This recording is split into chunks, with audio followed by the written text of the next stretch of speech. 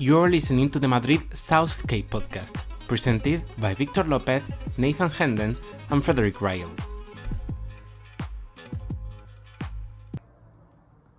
Welcome, guys, to our second episode of Madrid Southscape, live from the Carlos III University here in Madrid. I'm Victor Lopez, and I'm joined by Nate Henden. Hi guys, how are you? It's good to be back. And by Fritz Ryle. What's going on? I'm back. I'm ready to talk. So guys, today we're going to start with a very nice and interesting question. Would you prefer to bid for being the mayor of your own town or for being the news director of your own local media? Oof. It's a tough question. That's a tough question. I might need to. Do we go through the pros and cons? I'm a big pros and cons list guy. I like to be like the pros of this, the pros of that. So I'm trying to go through this in my head. I think. I mean, just to get the ball rolling here, I think I'd go the owner of the news. Really? Place, yes. Yeah. And I think I would, because if I was a politician, there's so much heat, I guess. It's there's so many things that people could give you a hard time for, and you're always in the press's eyes, and people will kind of write things about you on either side and manipulate the story to make it sound better or worse. Whereas if you're the head of a news article, I think you're a little bit more removed, and typically there's going to be someone under you writing it, or you're going to be working with people, and negative feedback doesn't go directly to you, and you get to kind of stay out of the spotlight a little bit more. Yeah. Whereas if you're the politician, all eyes are on you, and if your team makes a mistake, it goes to you, and people are going to blame you, even if it was someone you're working with, because they're under your. I don't know. It's kind of a lose.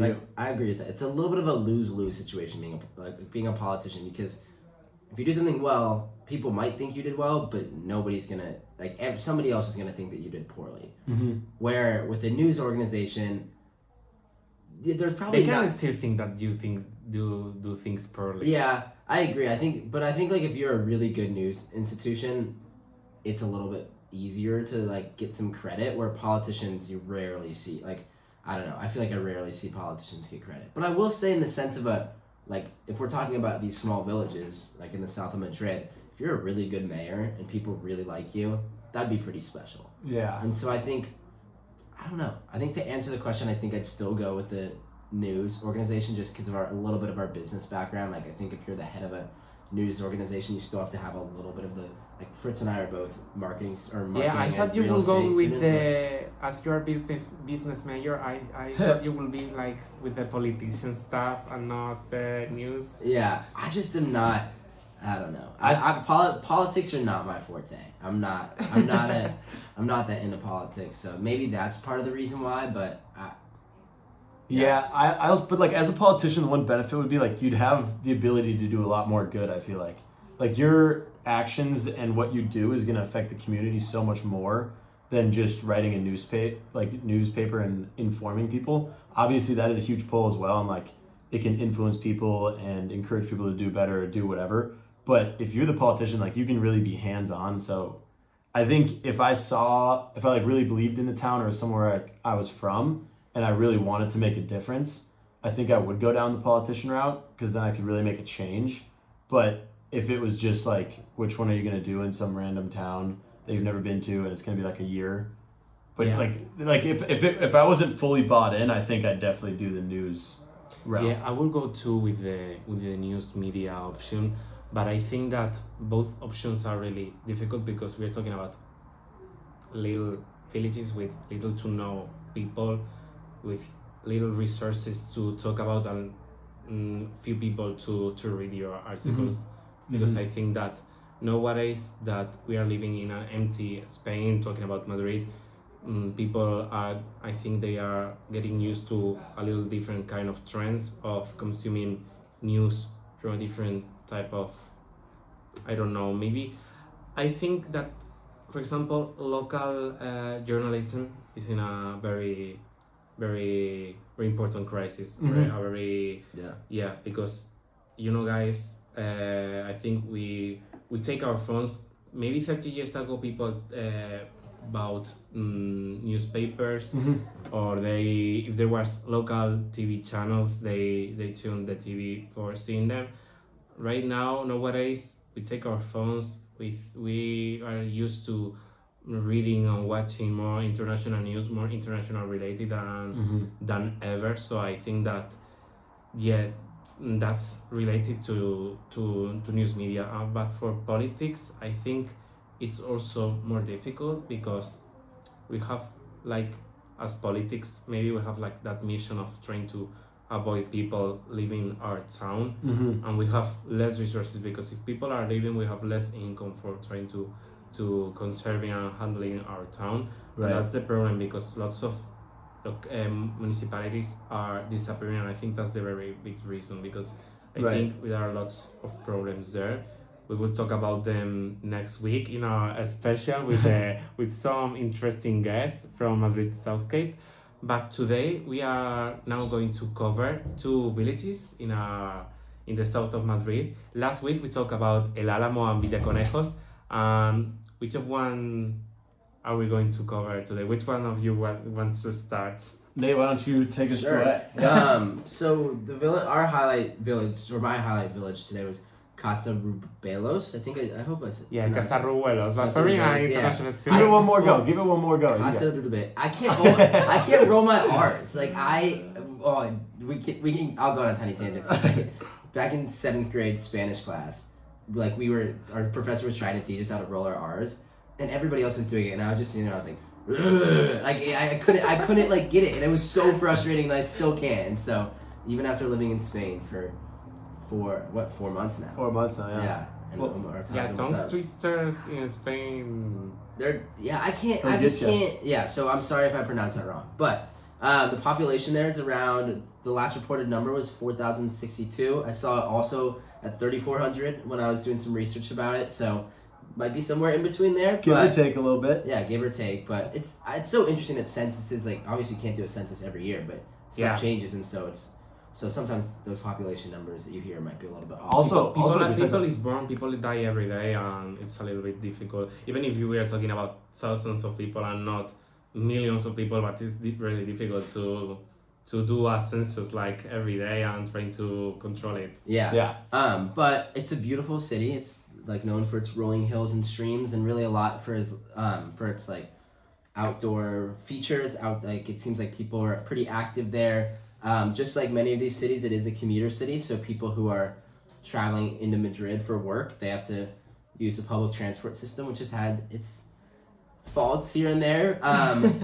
In terms of sports, I found it really interesting. They have a men's first division basketball team. Really? Which I was pretty shocked about, and so that's pretty interesting. How big is basketball here?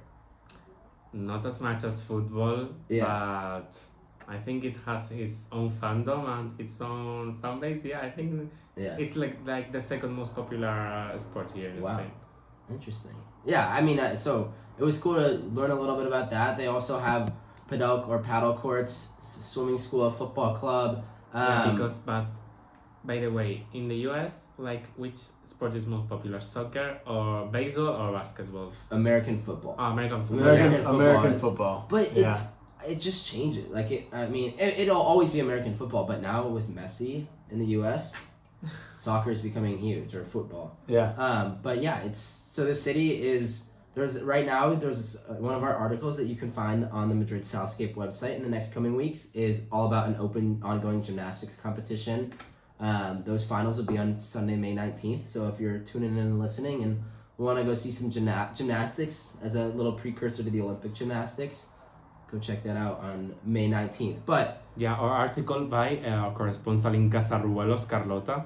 Yeah, Carlota. It was a very well written article, so I'd highly recommend tuning into that. But one of the things that I thought was cool, and I have a question for you guys about this, is that it seemed like there was a youth center where all the kids met up, right? Where that was a meeting place for students, kids in the villages, people just to hang out.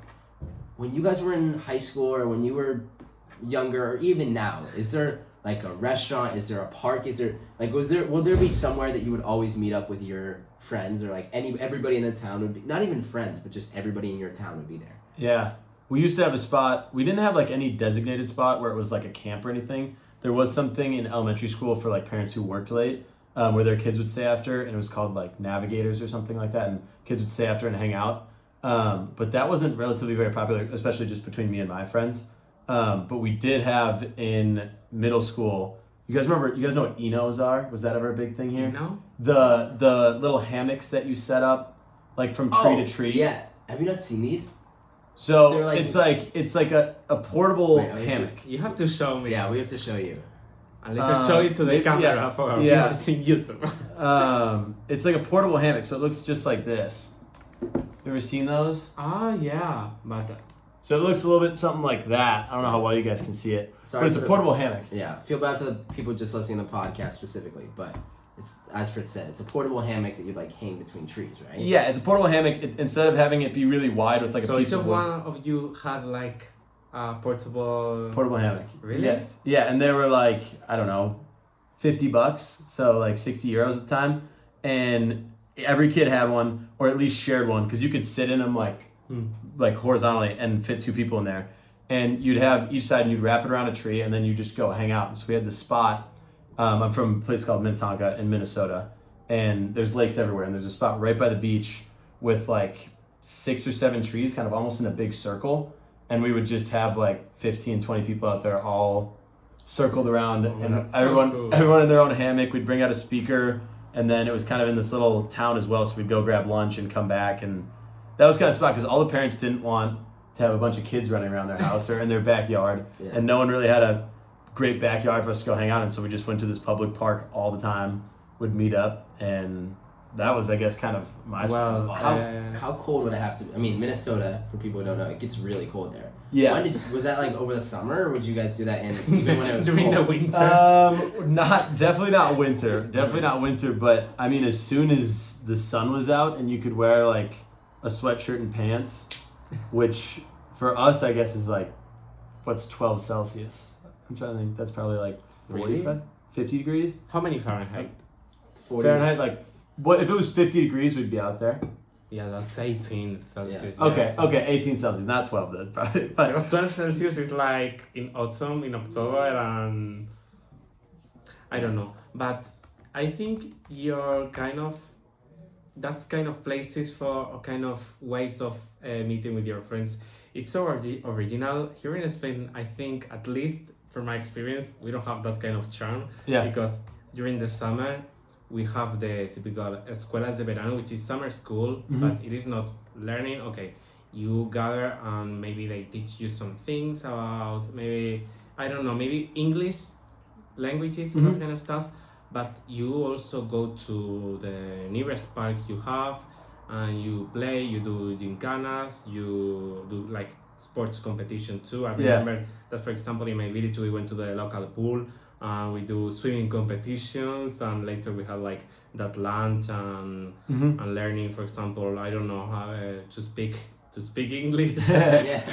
Yeah, but I don't know. It's more charming, like going to the next to the beach and gathering 20 Yeah. people around. I don't know. Hey, if you want to talk about charming, what we used to do was not charming whatsoever. We would go to McDonald's. It was because I know some of our listeners have probably seen certain U.S. shows where you have that like diner.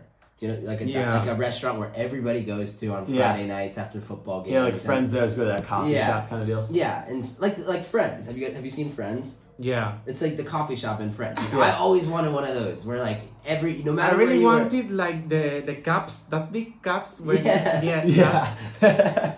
But so for us, there was a McDonald's in my hometown, like my high school friends.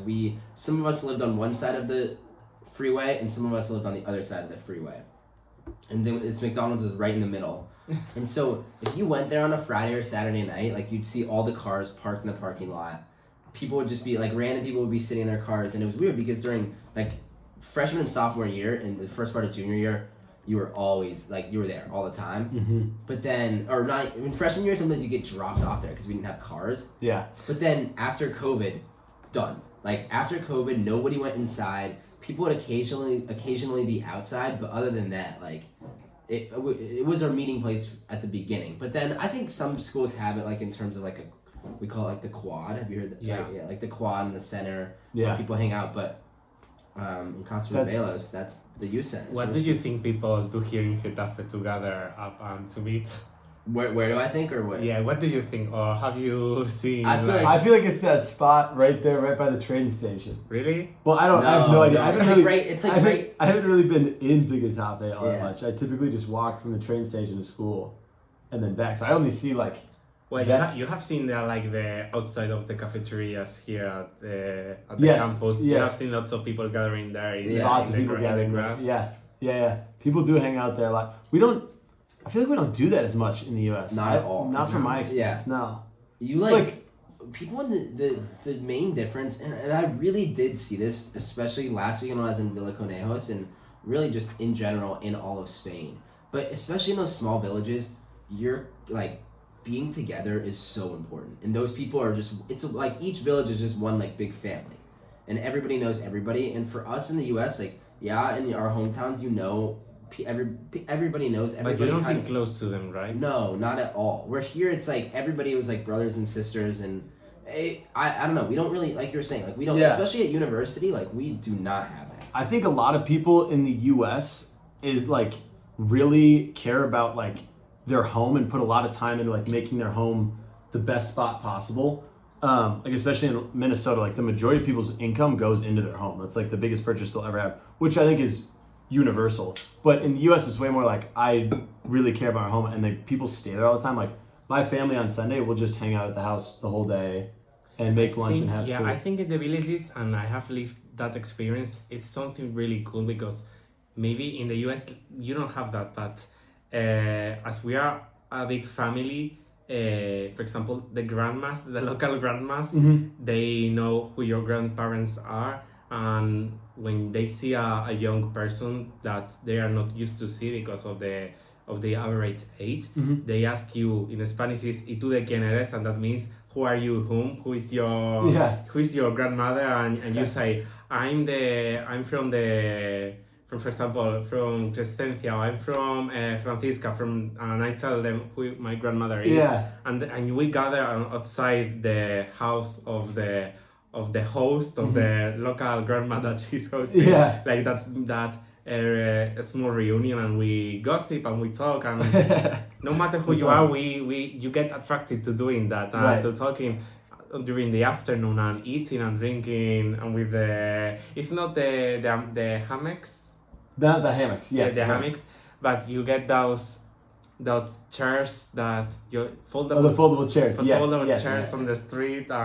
It's a really cool feeling. Like you are not from that generation, but like you feel a little bit of history and tradition doing that. Yeah, I think that's one thing like the U.S. really misses out. We don't have that. Like on Sundays, everyone's kind of home. Like here, I've seen like we were just in Alicante, and on the drive back, we just stopped at like a random cafe in some town, and everyone's there. Like their kids are running around, the families are there, the grandparents are there. Everyone's there just kind of hanging out and getting food, and everybody knows everyone.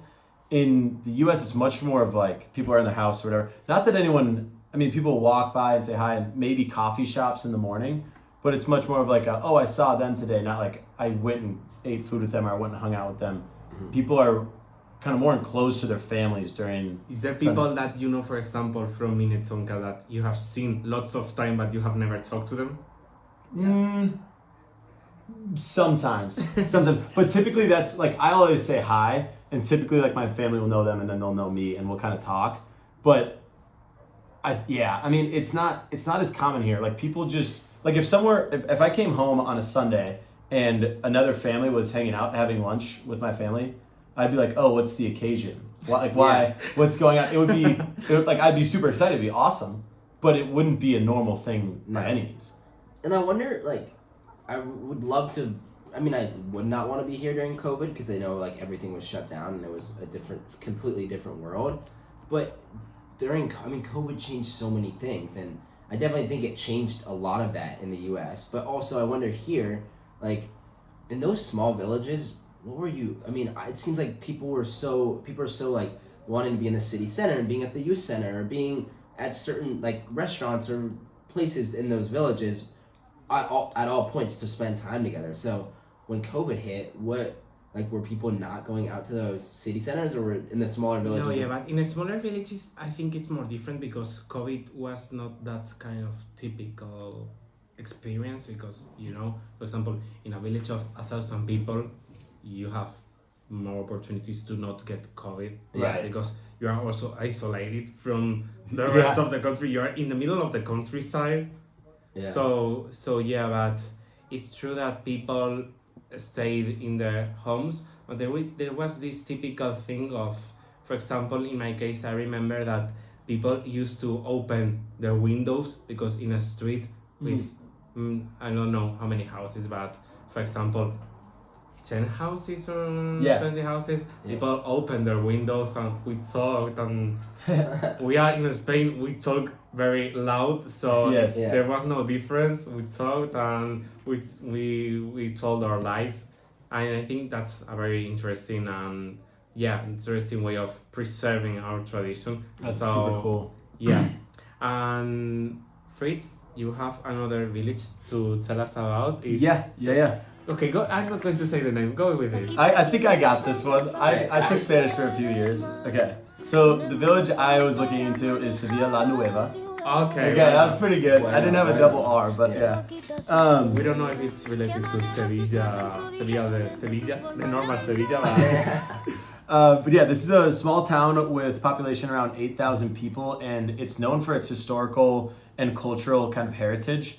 And so it has the Church of Nuestra Senora de la Asunción. Is that pretty good? That was good. Let's go. Yeah, that was Let's really go. good. That was good. I told you, I took Spanish for a little bit. So, but yeah, this church dates back to the 16th century, and there's just a lot of cool history in this town. And also, one kind of interesting fact is that in Sevilla La Nueva, it has a rich historical heritage, and part of that is due to the fact that it played a significant role during the Reconquista, the period in Spanish history when Christian kingdoms conquered territories from Muslim rule. Do you guys think that? Because I think it's a really big difference between the U.S. and Spain. That, for example, in Spain, most of its history is based on religion, religion ideas. In the U.S., I think it's more on it started. I don't know. I'm not going to get into that because I don't know a lot about U.S. history, but I think it started all with the difference between the UK and the colonies, right? Yes. It's a lot more regional, but also like it's hard to think. It's weird to conceptualize because like being from the U.S. and thinking like, oh, we started in 1776, like that's only like less than 300 years ago. Where Spain, there's so much history, and like especially in Europe in general, from traveling around. Were you good at history class? Because you only had 250 years of history. So I mean it was I was not right. We should know. We should know it all. You guys are it's different here, but yeah, I mean there's so much history. I mean when we're looking at these villages, there's history from the 1300s, the 1200s, the 1400s, like that is and the Reconquista it started in 722, the year 722. So like this is. I didn't take a double take. Like I've never heard. I know it felt weird saying that out loud. But like this, I think religion just. We're going to get controversial because I have to say it. I find very interesting that, for example, you were the ones. Well, you descend from Europeans because I think so. Yeah. But it's so interesting that there are like two different perspectives because, for example. I didn't discover America, but you were guys like, you were discovered and you have a different perspective. Like your history, when you study history, you start like, we were discovered by the Europeans on the year, or you start by talking about those ancient civilizations that lived. It's like you briefly touch on the ancient civilizations, but like, oh, you're saying we don't even consider the history before us getting there? That's actually a really good point. That's a good point. It depends on your class, like, but yeah, I mean, the last history class I took was U.S. history, and it was all about like you briefly touch on what happened in the U.S. before this 1776, but before that, like, you don't talk about like you're focusing on everything in the 1800s, the wars, the revolutions. Like it's I wonder what it in Spain like for you. When do you for Spain history class? Where do you start? we start in the prehistoric time, and we talk about the ancient time and Middle Age, Modern Age. So we start, I mean, 2,000 years ago, maybe Yeah. to talk about it. Wow. Well, we talk about that, but it's all related to like Europe and other countries. Like it's not really related to the U.S. No. And I think that's just because like Native American culture and just the Native American people in general all live on reservations. So like there's small portions in the U.S. that are designated to those people, but their culture's not intertwined with like, I guess what you'd consider like a normal American today at all. Mm-hmm. And so because that you kind of just you think about our culture, and I think it's kind of the bad side of like the American culture of just like, oh, we came over, now it's ours kind of deal. Yeah. We really don't learn much about it or talk about it. Maybe I don't know if it's because of the little span of American history, but I think like there is this American stereotype of the American citizen. I don't know. Yeah. We're better than they say we are, I Yeah. promise. Wait, so question for you, Victor. Do Okay, you, tell me. if you're from a smaller village here, and when you're learning about history in Spain, like let's say you're from Casarrubuelos, almost. But if you're from one of these small villages, do you learn in your history classes? Are you learning about the history of the village, and then you're learning about the history of Madrid, and then you're learning about the history of all of Spain, or is it just Spain? That's a very interesting question, because we focus on the history of Spain, and maybe we do like those trips, school trips to the local places in our towns to learn, for example, in a museum about the history, one specific history of our town, but we focus on a national level. We do not talk a lot about Madrid. And there was this thing, I don't know, you had your school books with your I don't know if like there was for example, in your case there was this subject talking about maybe focusing on Minnesota history or Minnesota kind of stuff, or maybe You do touch on, Yeah. but like one thing I'm really curious about is the other thing to note is there's not really a lot of like, as far as I know, like there's not a lot of like Native American landmarks of like huge castles or churches or anything like we just talked about the 16th century church that's there, and like there's so many other churches that are so much older.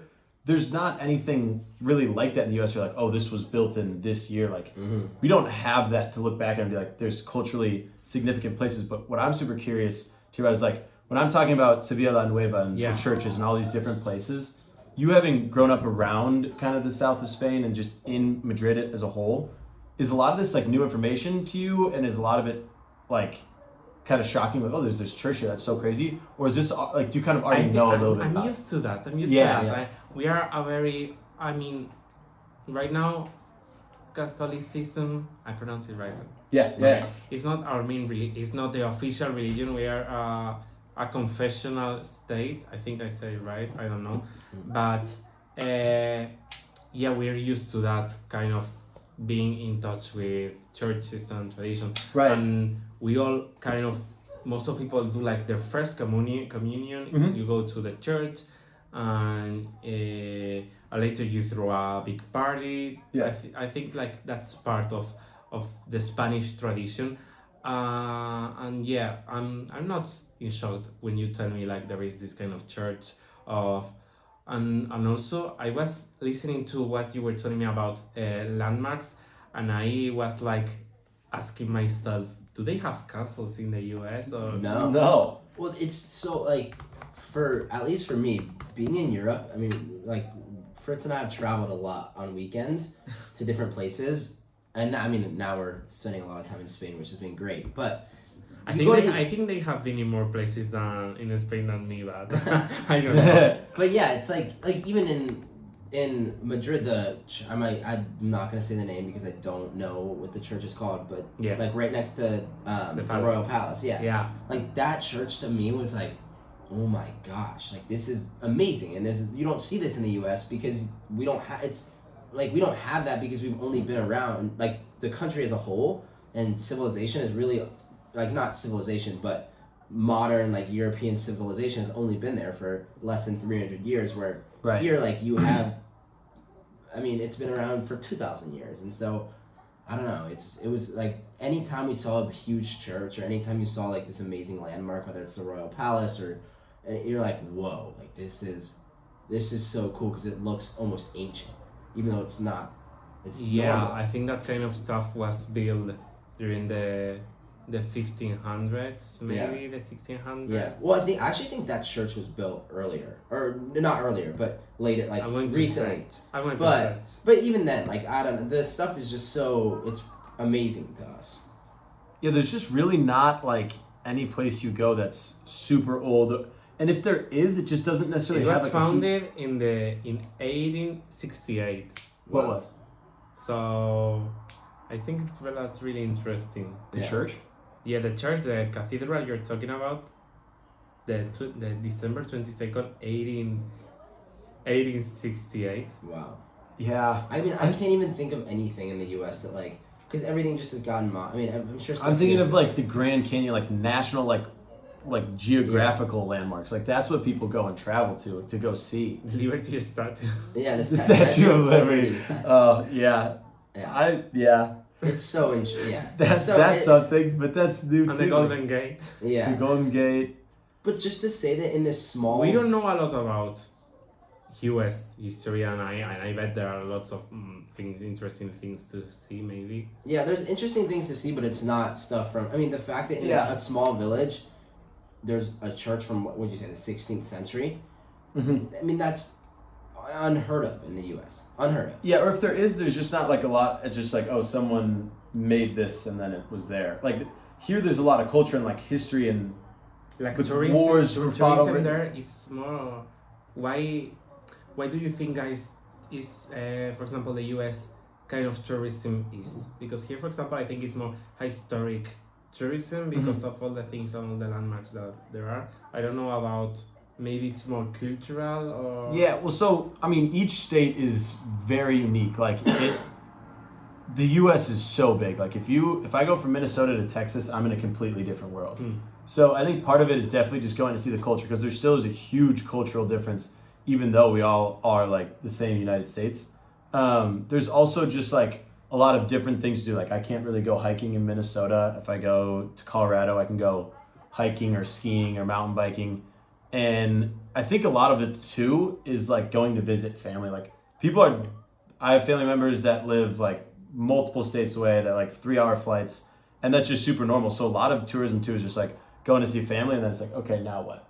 Yeah. Like now what do we do? It's not as much. I think like when I was growing up, like you see the Statue of Liberty as a kid. Like you'll go to New York, that's a big one. You typically go to Chicago to see Chicago, and you'll maybe go to like Florida for vacation. Yeah. There's always a purpose to travel. Like when you're traveling and you're going on vacation in the U.S., there's always like a purpose of why you're going to somewhere. And so like I've traveled for sports. Like I've traveled to go watch a sports game in a different place. Mm-hmm. Or like you travel to go to concerts, maybe that. Yeah, concerts is huge. Like people travel all over for Taylor Swift. I know she's coming here in a couple weeks, but T Swift. T Swift. Are you a Swiftie? No, I'm not Swiftie. I'm not a Swiftie either. You're going to cancel me, but but I support Swifties, so so please don't cancel us. But okay, I'm gonna change the subject here. Okay. In these small villages, the disclaimer has finished. We're end off topic. And this relates to Taylor Swift, but in these small villages outside of Madrid, do people people I'm sure like still love certain like people like Taylor Swift are they like Real Madrid or Atletico fans, or are they fans of their own local sports team? Like what do you think? More people, I think like more people are fans of Real Madrid, or you kind of see people that they are not. For example, in my village, I have more friends that are fans of Barca than Madrid. No. You're not a Swiftie and you have more friends that are Barcelona fans. That's not good for the podcast. They're not gonna like us. I'm sorry, but just kidding. It's not my friend's fault. It's not my fault. Yeah. It's only that people, it's not like it's something you're born with, or you choose one team or you choose the other one.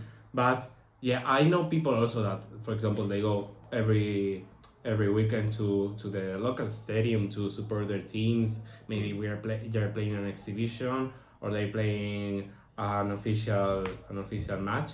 But yeah, I think that above all of that, we have like that phenomenon of choosing one of the two biggest teams, not only in Spain but in Europe and in the whole world. Yeah. Yeah. So, sorry, did I cut you off? Well, No. Okay. So this is, and I'm gonna make a comparison. And Fritz, I want to see if you agree with this. Okay. It seems like in these smaller villages, you might like the town meets up on Friday nights or Saturdays when the football team or soccer team is playing, or like a special event for those nights, and a lot of it revolves around athletics. Doesn't it remind you a little bit of like Friday Night Lights for football? Did you guys have that in? Yeah, like where you all, yeah. Yeah, like on Fridays back in the U.S., people would during the fall or autumn, everybody would go to the high school football games. Yeah. Because it was like American football. Like in the movies, when you have the cheerleaders. Yeah, that's actually legit. But it's actually like yeah. And if you go to Texas, and that's what we're talking about, like whatever state you're in, it's different. But it almost seems like that comparison, like you can make that comparison with these villages, like even though they're a little bit smaller than like probably what our hometowns are, like people, even in small places in the U.S., like that Friday night is a meetup revolved around athletics. Yeah. And going back to the youth center, like maybe on Friday nights it's not the youth center where people are meeting up, but it's the soccer field. Is that right? I feel it's normal because if you gave me the option to go to a football match or the youth center, I would choose directly the football match because you have like that. As we talked maybe in last episode, that brotherhood, that feeling of supporting or screaming, and you get all euphoric. Yeah, there's something just special. I mean, there's something that like, I mean, I love sports if you can't tell, but I think there's something that sports, whether you're from the U.S. or you're from Spain or you're from somewhere in Asia or Africa, like sports just unites everybody. I mean, that's the Olympics. That's the common ground. Yeah, that's the Olympics. I think that's something that's just so special about all these towns that we've been to and see is like people really come together and they're not really focused on like their own thing. Like obviously they have their schedule and what they need to get done, but they're also so focused on coming together and like seeing friends and making sure that social aspect is a huge part of their life. Whereas in the US, I don't think it's the same. I think exactly. As we have, for example, we have also the typical in Spain the fiestas. Like you have, for example, do you have like your local day? Like the day you celebrate your town in the US or not? Like, we do. We actually do. You do? Yeah, we call it. Colorado 1, Minnesota 0. Yeah. Colorado won that one. I lived in a suburb of Denver, and like we have, in terms of Colorado, we have 303 Day, which is like March 3rd, because it's 303 is our area. Oh, you missed this year. I missed it this year, but in general, and I miss it every year because I don't go to college in my so but. Over the summer, we'd have a day called Greenwood Village Days because that's where I'm from. And it reminds me a lot of these festivals. It's not based on religion or it's just kind of a random day. And everybody goes out and they have fireworks and amusement rides. And oh my God, they have free snow cones. And that was a one day a year. My parents were like, have fun. And so we would just go, like I would eat way too many snow cones. But they had all these like rides and then at night everybody would meet up for fireworks. But now that I'm older, like we don't really do that.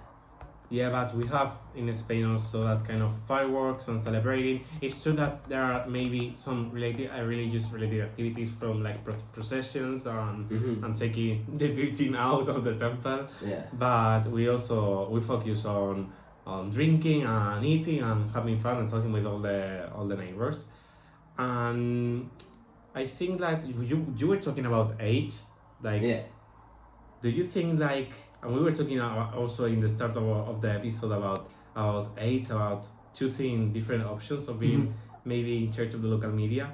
What do you guys think about young people trying to make a spot of him, of hers at politics?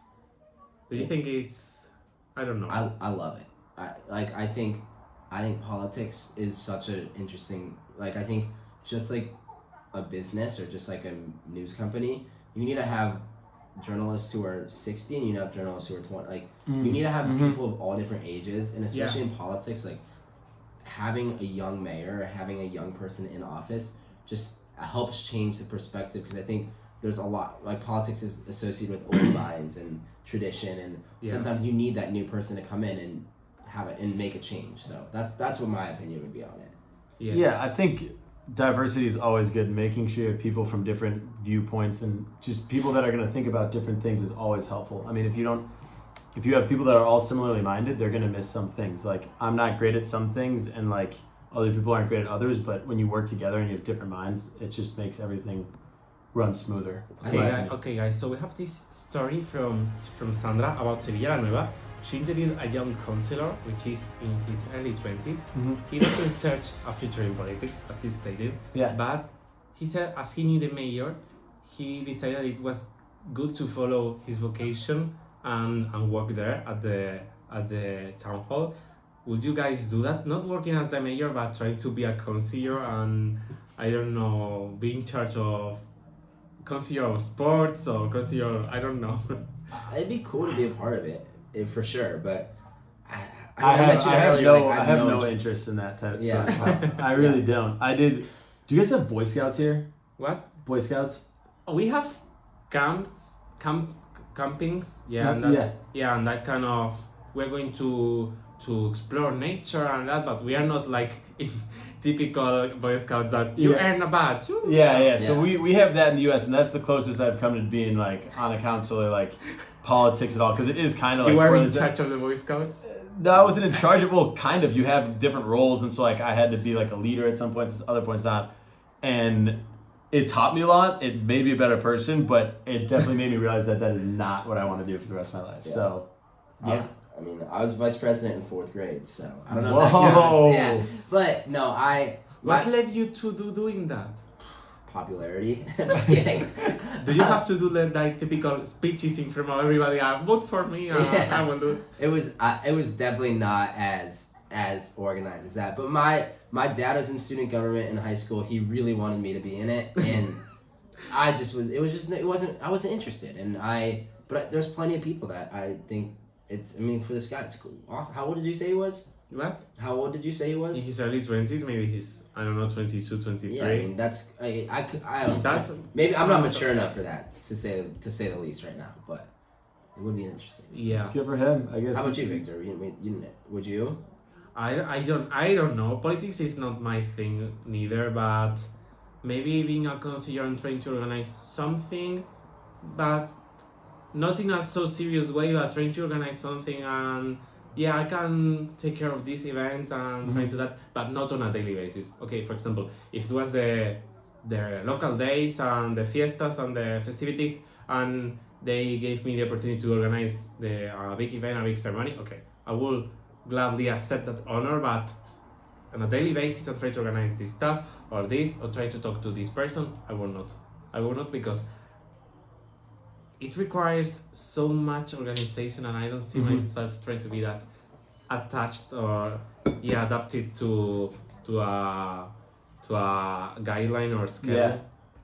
I think the only reason I really consider doing it is kind of the whole idea we've had behind this podcast of just like having that community in that town and like having people count on you and being able to help them. I think is so cool, and I think seeing that in these southern communities and southern villages in Madrid has been like really cool and played a huge role like in how I kind of view the world and stuff being here, because it just reminds me how important like those social groups can be just in people's lives. And so if I had an opportunity and felt like I could really impact these people's lives, then I think that's kind of the one reason I'd try and consider it. I get that. I think if I love my hometown, and I think if I had, maybe I take that back. I think if I had the opportunity, really, like you said, to be on it, to not be not mayor, not mayor, and not like any part of that political side, but like when you go back to 4th grade and try to be vice president of your town, be the president this time. Go back. Yeah, no, I think it'd be cool to have just a little, not even say, but just be able to like